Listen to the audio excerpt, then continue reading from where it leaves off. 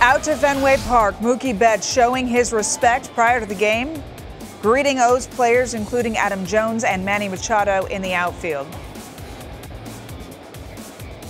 And here's Jones. A sizable percentage of the Fenway fans coming to their feet to acknowledge Jones, not as a visiting player, but as a human being who should not have had to hear what he heard last night. A nice gesture by Chris Sale. He stepped behind the mound, took his time, and allowed it to happen.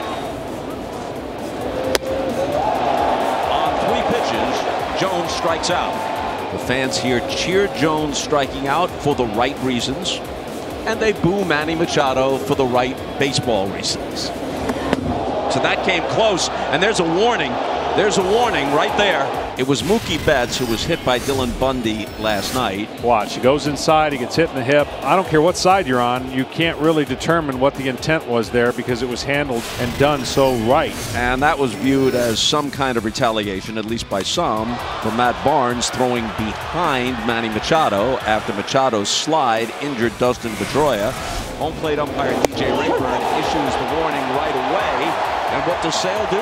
He strikes out the side. Then after this inning, in the dugout, Chris Sale said, guys, this is not a game. This is a war. They look into the competitive soul of Chris Sale. Hanley Ramirez checks in to start the bottom of the 4th with the Red Sox up 1-0. Here is a towering drive to left. And when it comes down, the Sox will be up 2-0. And this is just a mammoth shot. He knows it. Ahead of Mancini 0-2. He smacks it to center. Bradley on the run will not chase it down. It goes to the wall at the 379 side. Davis is being waved home. Here's the throw to the plate. They got a chance. No, he slides in safely. Yeah, the short hop gets him a little bit, and he gets his hand in the back part of the plate. Great slide. Bottom of the 6th, Hanley Ramirez. And here's a ball that's hit really hard. And if it stays fair, it's his 2nd home run of the night. And that's just what it is. Much to the delight of the fans at Fenway, Machado has struck out twice against Sale. Makes good contact here, and the outfielders become spectators. That will quiet the crowd. Right about now, he'll take a little glance over and say, okay. So now Mookie Betts, a chance to give Sale a little more breathing room. This one is smacked to center. It sends Jones back. He leaps, but it's over his head and wedged against the wall. 1 run scores, and the second heads for the plate, and the Red Sox pad their lead. This is the most run support the Red Sox have given Chris Sale in any of his 6 starts this year. For his part, he's allowed 2 runs. Sale's 3-2 pitch gets him swinging for his 11th K of the night.